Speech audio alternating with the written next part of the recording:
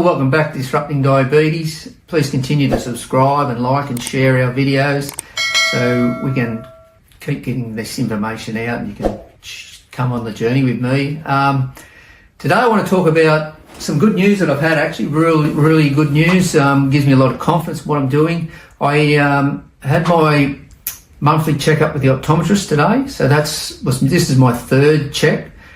The first one I was obviously diagnosed, second one, as I said in previous videos, my eye condition hadn't deteriorated. But today I've gone up there, and I'll just give you the quick story. It was weird but great. Went in there and was booked for my eye test. So the guy originally diagnosed me was actually there, but I wasn't going in with him. I was going in with a different optometrist. So I went in and did my eye test with the nurse. Did that, went and sat back down into the waiting room, and obviously the test gets put through to the optometrist. He has a look at it before he consults you. But anyway, I'm sitting down there waiting, and he come out and he's gone and seen the nurse and said, not sure what he said, but had some sort of words with the nurse, and he's gone back into his office. And then the nurse come back to me and said, oh, we have to do this test again. And obviously I'm thinking the worst. So sat back down, I said to her, what's the problem? And she said, oh, not sure. He just didn't receive the scan. And I thought, well, I'm hoping you're right. You're not telling me lies. So did the scan again, waited for another 2 or 3 minutes. Then he called me in, and he sort of looked at me scan and then looked at me and said, so you're a diabetic, are you? And I said, yeah, I am diabetic, and you guys, the other optometrist who was in the other room at the time, actually diagnosed me. And from there, the ball got rolling and did blood tests and so on, and found out, yeah, that was diabetic. And he said, okay, he said, I'll just go and get him. He said, I want a second opinion on this. Oh, okay, well, once again, thinking the worst. And he comes back into the room with him, and he looked at it and he said, yeah, he said, they seem fine. And I said, oh, so everything's fine? And he said, yep, at this stage, mate. They said, what have you done? And I said, basically, diet. Told them what I'm doing, low carb. And they said, well, whatever you're doing, keep it up, and we'll see you in another 3 months. And hopefully it stays where it's at. So these are the scans I was given, and you'll see the top one there's some sort of, I presume it's some sort of fluid pocket. And that's what was pointed out to me on the first visit.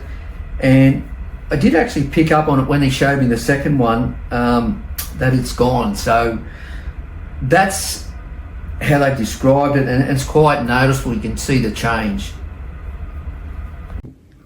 So this has given me a lot of confidence, because I've been noticing lately that I've got a CGM, a continual glucose monitor I'm wearing, that in the morning my blood sugars are actually getting a little bit higher than they have been normally. And I'm starting to get a bit worried, but I mean, from what I've researched, we have what they call the dawn effect, so that could be one of the issues, and also releasing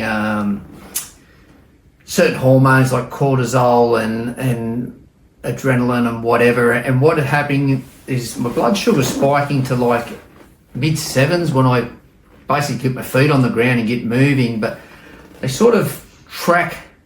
They don't get any much higher through the day, and I'm still eating obviously low carb, but my blood sugars will probably not get any higher. They'll actually continually come down through the day. So yeah, I was starting to get a little bit impatient, but this result has just given me so much confidence to keep doing what I'm doing and just keep trusting in the process. Another thing is I've been looking at a guy called David Unwin out of the UK. So what David's done is he's taken the glycemic index, or the GI, which is a way of ranking carbohydrate containing foods based on how slowly or quickly they are digested and increase blood glucose levels over a period of time, usually a couple of hours. And it can be a little bit complicated to work out, but he's simplified it by taking a measure of food in grams and converting it into 4-gram teaspoons of sugar. So as you'll see here, like basmati rice, 150 grams of basmati rice is equivalent of 10 4-gram teaspoons of table sugar, which it's really hard to get that through your head until you actually see this, how much rice, and obviously there's potatoes, French fries, spaghetti. You work down and just how much sugar your body converts it to sugar, converts to glucose, and rises your blood sugar levels. As you see down the bottom, but like eggs, there's no sugar in them at all. Broccoli, only 0.2 of a 4-gram teaspoon, and basically all your proteins down the bottom, your chicken, your fish, nuts, mushrooms, cheese, meat. No sugar in them at all.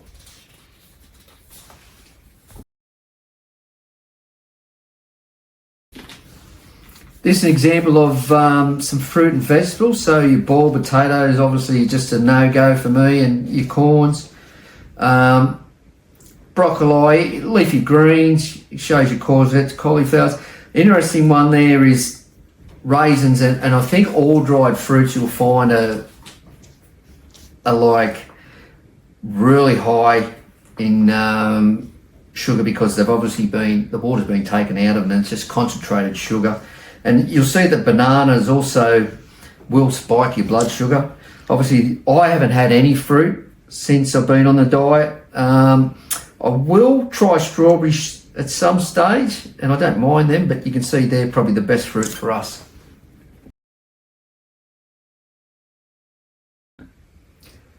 So this next one's cereal, and I don't eat breakfast. I won't eat before 12 o'clock. I have my coffee in the morning with a little bit of cream in it, but this just shows you how much sugar is in cereals. A 30-gram serving of Cocoa Pops is the equivalent of 7 teaspoons of sugar. And cornflakes, like as kids we were brought up on cornflakes, there's 8.4 teaspoons of sugar in that. So for me, cereal's just a no-go.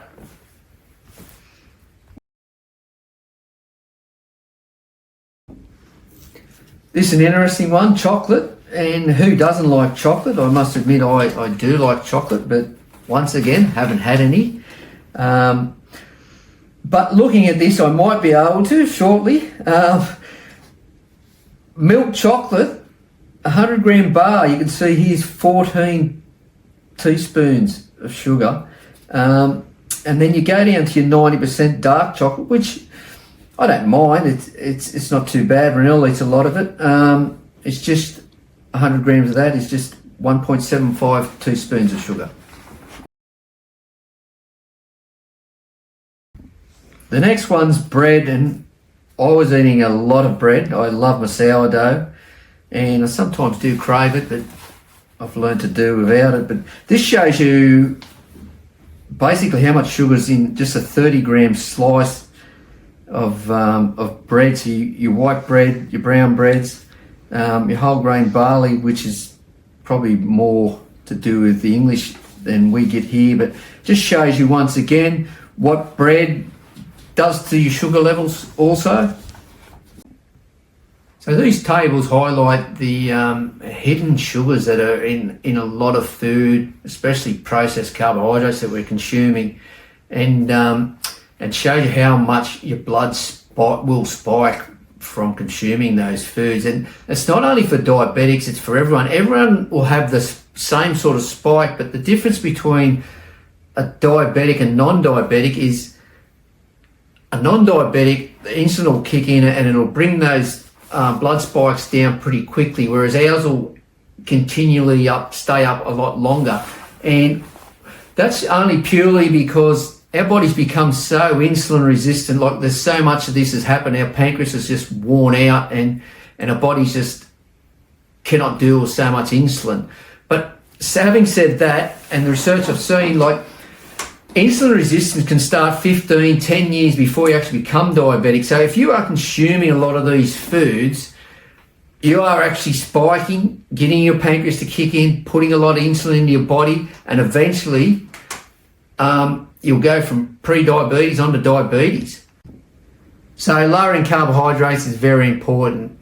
So in summary, 8 weeks in, and I've reversed my retinopathy, which is very validating and gives me a great confidence going forward.